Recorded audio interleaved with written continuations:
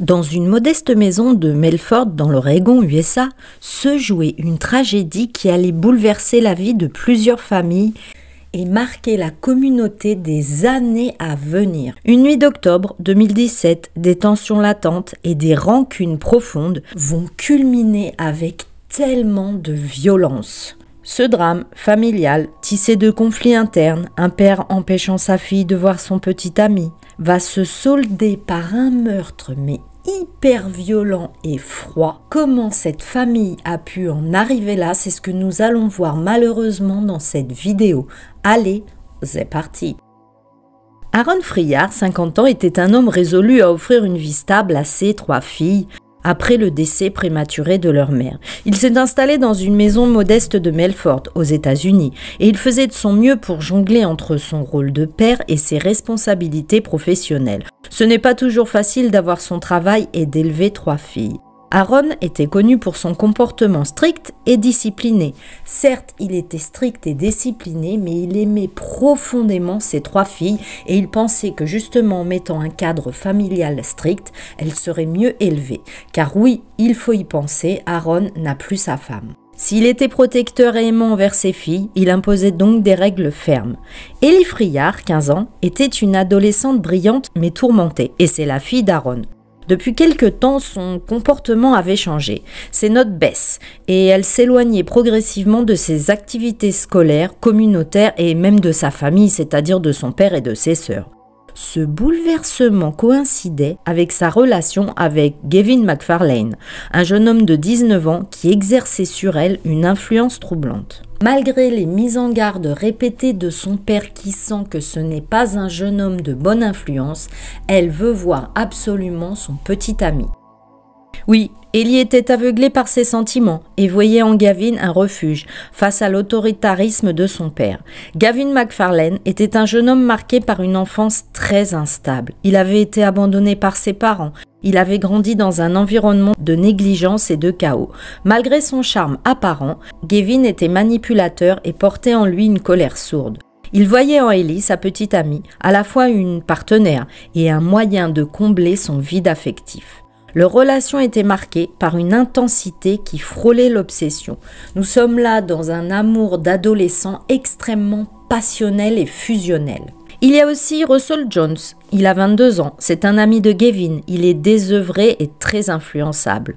Toujours en quête de reconnaissance, il est prêt à suivre son ami Gavin dans des plans insensés pour prouver sa loyauté. Malheureusement, l'influence du petit ami d'Ellie est extrêmement mauvaise. Vous allez voir, je vous explique tout. Et oui, parce qu'on est dans une de mes DPAE et dans mes histoires, ça finit toujours mal. L'influence de Gavin sur Russell et Ellie est un exemple classique de la manière dont les jeunes, en période de rébellion et en quête d'identité, peuvent être attirés par des figures charismatiques mais extrêmement négatives, qui va mettre en lumière la rébellion au moment de l'adolescence et de cette susceptibilité émotionnelle. Pendant l'adolescence, les jeunes traversent une phase cruciale où ils cherchent à se définir en dehors de leurs parents ou les figures d'autorité.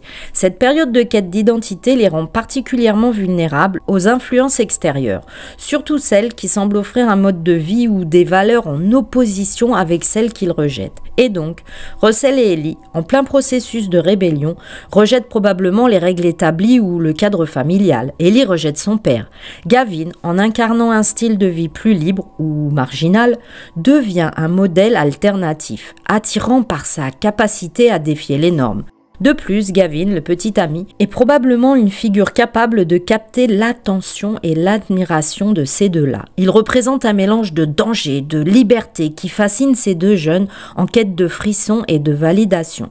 Ces deux adolescents sont gouvernés par des émotions intenses et des décisions impulsives, car leur cerveau, en particulier le cortex préfrontal, celui qui est responsable de la prise des décisions rationnelles, est encore en développement. Oui, le cortex préfrontal est en développement. Cela les rend particulièrement sensibles à l'effet de groupe et à l'influence de personnes comme Gavin. Donc, Russell et Ellie pourraient se sentir incompris, isolés par leur famille, et ce Gavin leur offre une forme forme d'appartenance. Même si elle est malsaine, le sentiment d'être vu, accepté est si fort qu'il peut les amener à ignorer les signaux d'alarme ou les conseils du père d'Ellie. Ce refus de l'autorité est souvent un moteur puissant pendant la rébellion à l'adolescence. Et dans la famille d'Ellie, il y a aussi 2 jeunes sœurs. Les 2 jeunes sœurs d'Ellie, âgées de 11 et 8 ans, sont des fillettes insouciantes qui voyaient en leur père une figure de sécurité et de stabilité. Elles étaient loin de se douter que leur monde s'effondrerait une nuit d'automne. Nous voici le 1er octobre 2017. Une dispute va éclater entre le père, Aaron, et Ellie. Furieux que sa fille continue de voir Gavin malgré ses interdictions, Aaron, le père, la menace de sanctions plus sévères. Et cette confrontation entre Ellie et son père Aaron va être le point de bascule dans notre histoire.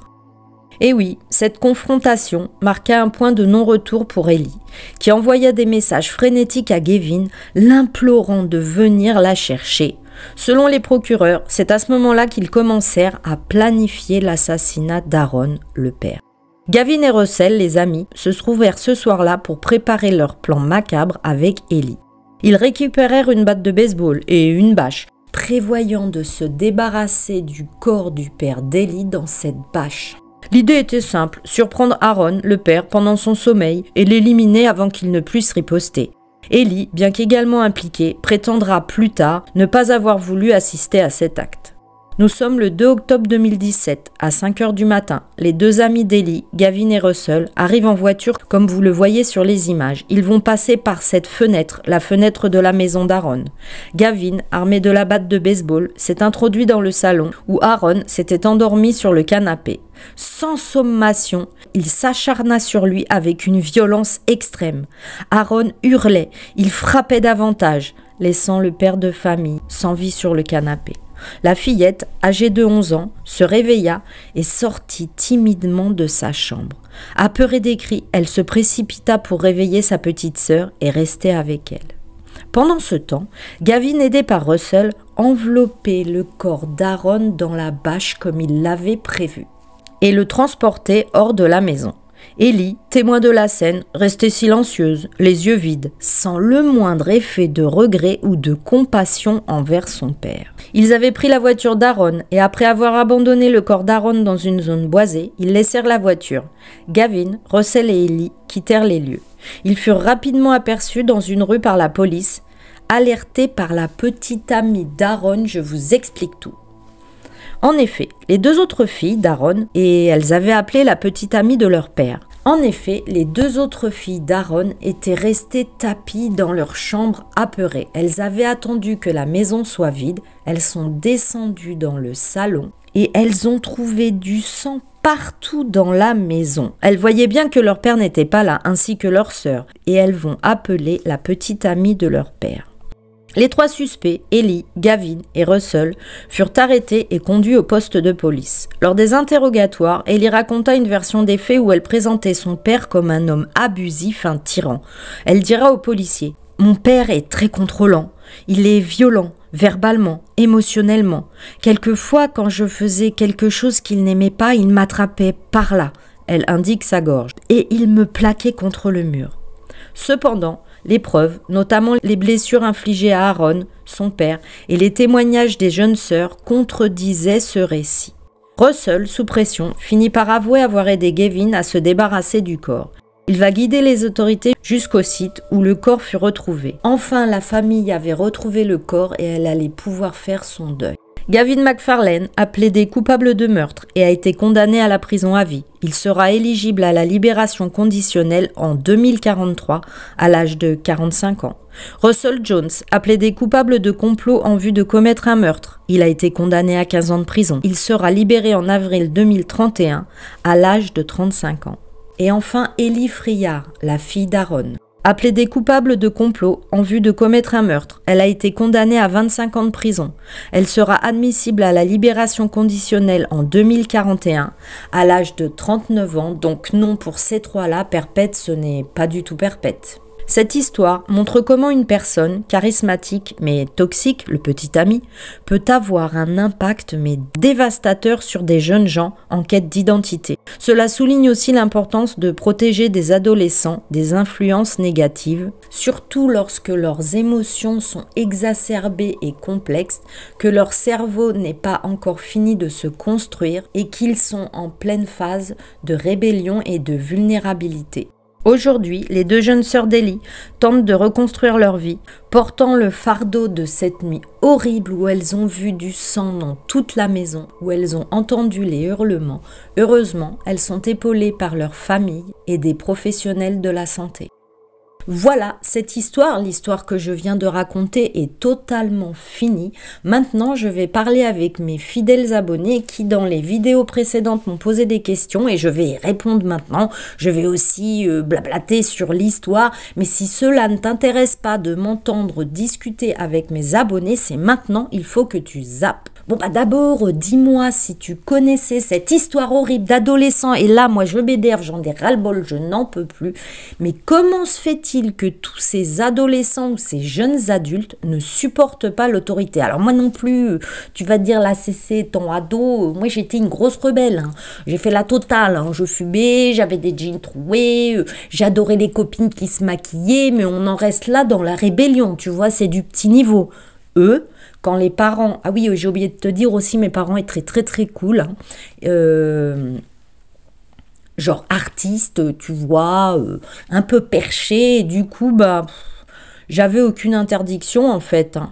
Bah, c'est pour ça que je faisais pas de bêtises en fait. Bah oui, maintenant que j'y réfléchis, c'est vrai que j'avais très peu d'interdictions, donc on peut pas vraiment dire que la CC était une rebelle, tu vois. Mais eux là... Comment se fait-il que le père, qui a bien compris que sans mère, ça allait être très dur d'élever 3 filles, en plus c'est des filles, donc elles n'allaient pas avoir le côté maternel, le côté féminin, il décide de mettre des règles. Alors je ne sais pas jusqu'à quel point il était strict, mais il se rend compte, et à juste titre, hein, que le petit ami d'Ellie, mais c'est un mauvais mec, hein, moi je te le dis, c'est pas le couteau le mieux aiguisé du tiroir. Enfin, en l'occurrence, dans cette histoire-ci, il est très très aiguisé, on va le voir avec sa batte de baseball. Mais bon, je veux pas faire d'humour. Ce que je voulais dire, c'est que le gars, il a pas l'air très fut-fut parce qu'on en revient tout le temps à la même chose. Oui, alors, ne nous éloignons pas. Enfin, c'est moi qui m'éloigne.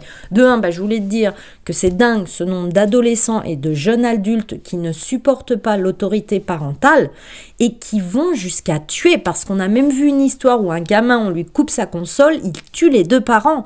Un gamin, on l'empêche de voir là, sa camgirl sur OnlyFans alors qu'ils lui ont donné plein d'argent, il tue ses parents. Une gamine là, et je te mets la vignette de cette dernière vidéo avec son petit copain, le père, pareil qu'ici, ne veut pas qu'il se fréquente, elle va, non c'est les grands-parents, elle va tuer ses grands-parents qui l'élèvent. C'est abominable. Moi, ça me troue le popotin de voir ça, ça m'énerve, parce que tu vois des parents, alors peut-être c'est mon âme de mère qui parle, mais je me rappelle bien que quand j'étais adolescente, j'en avais ras-le-bol des parents, que je voulais être qu'avec mes amis, que j'avais que envie de m'amuser, d'écouter de la musique, la mode, le make-up. Oui, oui, oui, je m'en rappelle bien et je comprends. Enfin, j'ai jamais pensé à tuer mes parents. Alors oui, je t'ai dit qu'ils étaient super cool, les miens.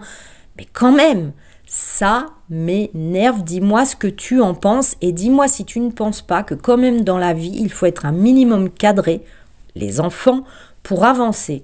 Et donc, j'en reviens à la deuxième chose que je voulais te dire, que je ne me rappelle plus. Comment ça se fait qu'à chaque fois, ils pensent qu'ils vont s'en sortir, ces putains de tueurs, bordel de merde. Oui, je suis vulgaire, je mettrai des petites coupes au montage, mais c'est que moi, je suis complètement ahurie. On en arrive à une époque où il y a des caméras partout. Alors, chez les gens, dans la rue, les GPS, l'ADN, les empreintes, les montres, les téléphones, les bornages, mais gars, Le meurtre parfait bientôt n'existera plus, alors encore moins des adolescents à la mort moelle-neu qui tapent à coups de batte de baseball, imagine les éclaboussures de sang, un régal pour la scientifique, et qui vont mettre le corps dans la voiture du père, qui vont l'emmener dans les bois, puis de toute façon, eux, laissent tomber. Au bout d'une heure ou deux d'interrogatoire, ils vont tout balancer. Donc, à quoi bon? Et surtout, à quoi bon? Parce que la sœur en premier, Ellie, elle ne pensait pas à ses petites sœurs. Est-ce que dans sa cervelle de moineau, j'en reviens à moineau, seuls les vrais savent, la sœur, là, dans sa petite cervelle de rien du tout, elle n'a même pas pensé, bonne gens, à ses deux petites sœurs de 8 et 11 ans. Je vous ai pas dit les prénoms d'ailleurs dans l'histoire parce que je ne les ai pas trouvés. Je pense qu'elles sont protégées, elles sont si jeunes. En tous les cas, on pense fort à elle, parce que ce n'est pas facile déjà d'avoir perdu sa maman encore plus jeune. La vie était déjà très dure, très dure pour elle. Le père faisait de son mieux, et cette horrible sœur, là, la mégère, avec le petit ami des glingos, eh ben, elle va tuer leur père. Et en plus, il faut qu'elles entendent le père hurler. Imaginez-vous comment elles devaient avoir peur dans leur chambre, ces petites. Enfin bon, ceux-là, là, les trois conos, bah, dans 15-25 ans, ils seront dehors, hein, dans pas si longtemps que ça, parce que l'affaire, elle date de 2017.